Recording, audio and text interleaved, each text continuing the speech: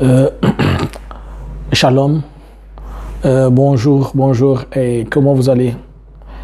Je viens encore devant vous pour parler d'autre chose.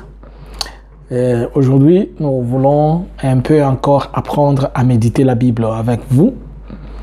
On va un peu prendre juste un peu de temps. On va essayer d'illustrer, on va essayer de s'entraider pour que quelqu'un comprenne. Est-ce qu'on peut prier Dieu? Mais d'abord, si tu n'es pas encore abonné à cette chaîne, abonne-toi à la chaîne, elle s'appelle La Vérité. Tu vas dans... tu t'abonnes et puis tu actives la cloche de notification. Il y a des gens qui m'ont dit qu'ils ne reçoivent pas les notifications. Je pense que c'est puisqu'ils n'ont pas activé la cloche de notification. Mais si vous l'activez, vous allez chaque fois avoir des vidéos qui parlent de tout et surtout tout sur la vie spirituelle. D'autant plus que l'objectif et le souci, c'est d'amener quelqu'un à grandir et à faire son auto-épanouissement dans les Seigneurs. Prions Dieu. Éternel des armées, Dieu d'Abraham, Dieu d'Isaac, Dieu de Jacob, je te bénis, je te remercie pour ce temps et ce moment. Ces messages que je vais partager avec ton peuple, j'aimerais que ça soit quelque chose de si important, que toi-même tu sois en mesure de pouvoir nous aider à bien vouloir le partager et les dire au nom de Jésus. Amen.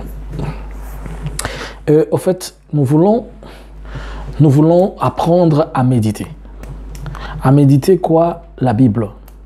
Si nous lisons dans les Écritures, cette écriture phare que nous connaissons, 1 Josué chapitre 1er, le verset 8, la Bible dit que ce livre de la loi ne s'éloigne point de ta bouche. Médite-le jours et nuits afin que tu puisses prospérer dans toutes tes entreprises. Et la Bible a dit que si l'homme médite la parole de Dieu, il va prospérer dans toutes ses entreprises. Et pourtant, de l'autre côté, la Bible dit que j'aimerais vous voir prospérer comme prospère l'état d'âme de votre esprit. C'est-à-dire, prospérer est l'une des volontés de Dieu, mais il veut d'abord que notre prospérité vienne par l'esprit. Puisque si notre esprit est suffisamment prospère, c'est comme ça que notre esprit permettra à ce que notre corps reçoivent la même prospérité. Et la prospérité dont la Bible est en train de parler, ce n'est pas une prospérité due aux finances, due peut-être à tout ce qui est matériel, mais c'est d'abord la prospérité spirituelle qui commence par l'épanouissement de sa vie spirituelle avec le Seigneur. Bien-aimé, je l'ai dit, je vais vous rappeler une chose. Tu sais pourquoi beaucoup de gens ont difficile à épanouir leur vie chrétienne? C'est parce qu'ils donnent peu de temps à ça. Excusez-moi, ma Bible elle est un peu déchirée. Et elle donne peu de temps à ceci. Quand vous donnez peu de temps à la Bible et vous avez beaucoup de temps dans la prière, cela vous rend déséquilibré. Puisque vous devez avoir beaucoup de temps dans la parole et aussi avoir beaucoup de temps dans la prière. Et souvent, j'ai remarqué que beaucoup d'intercesseurs, ils ont l'habitude de beaucoup prier, mais ils méditent peu la Bible, ils lisent la Bible. Dans la grande catégorie des chrétiens, beaucoup de chrétiens, je dirais même à 60%, 70%, nous lisons trop la Bible, mais nous ne méditons pas la Bible. Alors que Dieu n'a pas demandé que nous puissions lire. Il a demandé que l'on puisse méditer. Il y a une différence entre lire, je l'ai expliqué, que lire, lorsqu'on lit quelque chose, on prend quelque chose à la hâte, on y passe. Mais lorsqu'on médite sur quelque chose, on se donne le temps de pouvoir faire asseoir ses pensées, sa réflexion, son cœur même, dans la chose qu'on est en train de faire. Et par la grâce de Dieu, moi et toi, nous allons apprendre que nous devons méditer, pas lire la Bible. Puisque en lisant la Bible, tu n'obtiens rien à part des informations du journal. Mais en méditant la Bible, tu entres dans la profondeur de la compréhension spirituelle d'une écriture physique. Alors, il dit que ce livre de la loi ne s'éloigne point de ta bouche. Médite-le jour et nuit. C'est quel livre? C'est la Bible. Ce n'est pas le livre du pasteur. Ce n'est pas le livre du prophète. Car il y a des gens qui finissent 10, 20 tomes. Ils disent même à l'église, j'ai fini ce que le prophète Jean-Luc a écrit. J'ai fini le livre de tel prophète. J'ai fini. Et est-ce que tu as déjà lu telle dimension? Est-ce que tu as déjà lu telle dimension? Non. C'est bon, on s'inspire de ce que le serviteur de Dieu ont écrit, puisque la connaissance vient dans les livres. La connaissance vient dans la connaissance aussi, c'est-à-dire quand tu lis, quand tu écoutes, tu peux avoir la connaissance et surtout en écoutant aussi ceux qui nous ont précédés, ils nous aident pour avoir de l'expérience dans notre façon de marcher avec le Seigneur. Mais aujourd'hui, je vais juste t'illustrer des petites choses. Le premier conseil que je vais te donner, quand tu veux méditer la Bible, la première des choses, numéro 1, ne le fais pas à la hâte. C'est-à-dire, tu dois avoir du temps. Tu es dans un bus. Si ton voyage dans ce bus-là va prendre 1 heure, tu n'es pas dérangé, tu peux prendre ta Bible. Tu es dans un avion pour 2 heures, pour 1 heure, pour 30 minutes. Tu es dans un train, mais tu es dans un taxi qui va faire 5 minutes. Où il y a beaucoup de bruit. Non. La méditation exige un temps libre. La méditation exige un temps calme. Des fois, des gens qui veulent bien méditer la nuit, ils méditent la Bible, ils méditent souvent, si ce n'est pas la nuit, c'est juste, ils méditent lorsqu'ils sont seuls, ou bien ils s'écartent. C'est comme quelqu'un qui veut écrire et il est dans un bruit de gens, il ne peut pas. Tu ne peux pas ouvrir ta Bible à la gare et tu dis que tu es en train de méditer. Non, lis à la gare, tu peux la lire. Il y a beaucoup de bruit. Tu peux lire la Bible, mais tu ne vas pas méditer. Donc la première des choses pour méditer la Bible, il te faut un endroit calme. Si tu es dans ta maison, tu laisses là où se trouvent les enfants, tu vas dans la chambre, tu laisses ton partenaire, tu vas quelque part, tu te coinces. Mais si vous voulez le faire en famille, aussi vous pouvez le faire en famille. Mais là, vous éteignez tout. Il n'y a pas la télé, il n'y a pas la radio, il n'y a pas de PlayStation, il n'y a rien. Vous êtes concentré. Puisque n'oubliez pas que l'écriture, c'est la vie. Et quand vous donnez l'importance à l'écriture, vous donnez aussi l'importance à la vie. Car l'écriture lui-même, c'est Jésus-Christ. Et tu ne peux pas consommer Christ sans lui accorder le respect qu'il a. Être posé, être calme. Ça, c'est la première des choses. La deuxième des choses, quand tu veux méditer la Bible, ne commence jamais sans pour autant prier. Il y a une culture chez les Juifs, et les Arabes l'ont emprunté, qu'avant de toucher les Saintes Écritures, ils font 2 choses. Ils se lavent les mains et puis ils se couvrent, ils se voilent. C'est le symbole de la pureté et le symbole de la présence de Dieu. Et nous, dans la Nouvelle Alliance, nous appelons le Saint-Esprit de Dieu. C'est lorsque tu veux méditer la Bible que tu prends un petit temps. Si l'Esprit te permet d'entrer en profondeur, ce n'est pas grave. Mais tu n'as pas besoin d'1 heure de temps en prière pour méditer la Bible. Mais si l'Esprit t'amène là-bas, c'est bon. Prends juste ton temps. Couvre-toi de la gloire de Dieu, c'est-à-dire la présence du Saint-Esprit. Pour méditer la Bible, nous sommes en train de parler de la Bible. Il n'y a qu'un seul assistant spirituel qui est avec nous. C'est celui-là que tu dois comprendre, c'est le Saint-Esprit. Il n'y a qu'un seul assistant spirituel. Et si cet assistant spirituel n'est pas avec toi, tu ne vas pas méditer la Bible, tu seras en train de lire un journal. Voilà pourquoi lorsque tu prends ta Bible, tu dois faire intervenir cet assistant-là. Tu commences par prier, Saint-Esprit de Dieu. Quand tu pries le Saint-Esprit de Dieu, ne prie pas comme si tu es en train d'appeler les feux. Ne prie pas comme si tu es en train de demander de consommer. Prie en parlant à quelqu'un qui est avec toi. Puisque le Saint-Esprit est avec toi, il est dans toi. Discute avec lui doucement. Parle-lui de ce que tu trouves. Dis, Saint-Esprit de Dieu, mon ami, je veux méditer cette parole-là, mais je ne sais pas comprendre. J'aimerais que tu me donnes la compréhension des Écritures, que tu me révèles les cachets, que tu m'amènes à découvrir ce que je ne sais pas. Saint-Esprit de Dieu, mes capacités intellectuelles, mes capacités intellectuelles ne peuvent pas m'aider, mais aide-moi à entrer dans la profondeur des Écritures. Saint-Esprit, s'il te plaît. Saint-Esprit, s'il te plaît. Mais tu vas voir des gens, il vient, il dit, je vais méditer la Bible, il ouvre le...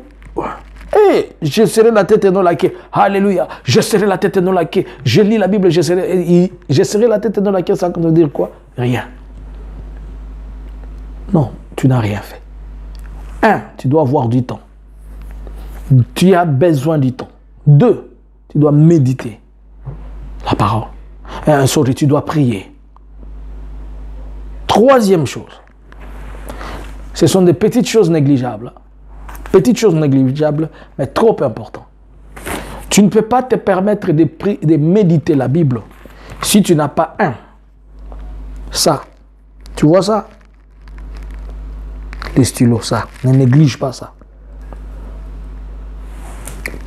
2. Tu vois ça? Ne néglige pas. Si tu es en voyage, tu peux avoir un petit souligneur comme ça. Tu peux acheter un petit souligneur, ça. Les souligneurs. 3, ça. Ton cahier ou ton bloc-notes. Et en quatrième lieu, maintenant, tu as lui-même. Pourquoi? Ton stylo va t'aider à écrire ce que le Saint-Esprit t'a révélé. Partant des choses que je vais te montrer. Ton souligneur, il est la chose qui te permet de souligner le verset. Je sais qu'il y a une culture où le chrétien, une tendance pentecôtiste était en train de dire, surtout dans des écoles bibliques, lorsqu'on nous enseigne, lorsqu'on nous apprenons, il y a des tendances qui disent que non, tu ne peux pas, comme nous soulignons dans nos Bibles, ou bien avec le stylo, tu ne peux pas souligner avec le stylo puisque c'est contre l'éthique, c'est-à-dire tu ne respectes pas la parole de Dieu, tu es en train de griffonner Jésus-Christ, quelque chose comme ça. Mais n'oublie pas que quand tu soulignes un verset, ce n'est pas seulement le fait de le souligner, mais ça devient comme quelque chose maîtrisé dans toi. Ça t'aide à retrouver facilement la référence, ça t'aide à retrouver facilement les versets, ça t'aide aussi à comprendre les textes que tu étais en train de lire. Je ne sais pas si vous me comprenez. Alors, pourquoi les cahiers? Le cahier est trop important quand tu es en train de méditer. Je vais te dire pourquoi. Et là, tu as déjà tes instruments avec toi, ils sont à côté de toi. Si tu es, même tu peux le mettre quelque part. Et maintenant, tu as déjà fini de prier. Autre chose, quand tu finis de prier, souvent, les pentecôtistes, ce que nous faisons, tu peux ouvrir la Bible où tu veux. Pape. Tu peux ouvrir la Bible où tu veux. Quand tu ouvres la Bible où tu veux, comme ça, tu vas jeter tes yeux sur un verset. Le verset sur lequel tu tombes. Par exemple, laisse-moi prendre un verset. Je suis dans Matthieu chapitre 14, le verset 25. C'est ce que je vais lire. Je lis au nom du Seigneur Jésus. À la quatrième veillée de la nuit, Jésus alla vers eux, marchant sur les eaux de la mer. Quand j'ai déjà lu ces versets, je vais maintenant prendre mon souligneur. Je vais souligner le verset. Tu vois, quand tu soulignes le verset ici, tu vois quand tu soulignes le verset que je viens de souligner là, ça me permet, tu vois, chaque fois que je vais ouvrir la Bible, ces versets ressortent. Et quand il ressort, oh, ça m'aide. Ah, c'est Matthieu 24, c'est Matthieu 14, 24. Il dit quoi? Il dit à la quatrième heure de la nuit, Jésus-Christ marcha sur les eaux. C'est comme ça que ça te permet de maîtriser certains versets. C'est comme ça que ça te permet d'emmagasiner des versets. Pas emmagasiner comme un perroquet, mais emmagasiner comme quelqu'un qui connaît. qui a médité. Alors, quand tu as déjà fini ça, j'avais donné une explication dans une autre vidéo que j'avais fait sur ça. Quand tu finis à ce point-ci, c'est toujours important maintenant que tu lises les chapitres entiers pour que tu comprennes l'esprit de l'écrivain. Voilà pourquoi il te faut du temps. Tu vas revenir maintenant à partir du premier verset. Tu vas lire jusqu'à ce que tu reviennes sur ton verset. Maintenant, ici, je vais traiter de ces versets. Il est écrit quoi? À la 4e heure, à la 4e veillée de la nuit, Jésus alla vers les eaux, marchant sur la mer. Il y a des questions que la fois passée, je vous avais dit que vous devez vous poser. Qu'est dit le verset? Qui a écrit le verset? Qu'est-ce que ce verset veut me dire? Par exemple, ici, nous sommes dans le livre de Matthieu. Qui a écrit ce livre de Matthieu? Vous allez chercher à savoir. Il a écrit, c'était dans quelle période? Il était où? Puisqu'il y a de ces messages-là, le lieu où on a écrit les messages est aussi important. La place et la personne, la personne écrivain, et elle peut être une personne influente et elle peut garder un message. Alors là, tu te poses la question, qu'est-ce que le verset veut dire? Qu'est-ce que le verset m'enseigne? On est en train de parler à qui ici? Quand tu lis les versets comme ça, oublie que ce verset a été écrit à d'autres personnes. Sache que Dieu est en train de te parler toi. C'est pourquoi on a toujours dit, et c'est pourquoi nous disons que la première voie par laquelle Dieu parle à son peuple, c'est au travers de la parole de Dieu. Donc tu comprends que Dieu te parle toi. Maintenant, voilà un petit secret que je vais te donner. Pourquoi j'avais pris mon cahier? J'ai lu ici à la 4e heure, je suis dans le même verset, à la 4e veillée de la nuit. Jésus alla vers eux, marchant sur les eaux. Je commence à chercher ce que moi, je pense que ce sont des mots importants dans ce verset. Par exemple, j'ai dit à la 4e heure. Je prends mon cahier, j'écris à la 4e heure. À la 4e heure. Lorsque j'écris ça, je souligne ces mots-là. Je regarde encore la nuit. Je prends le mot la nuit. Nuit, je souligne. Je prends le mot Jésus. Jésus. Je souligne. Je prends marcher et la mer marcher. Et puis la mer.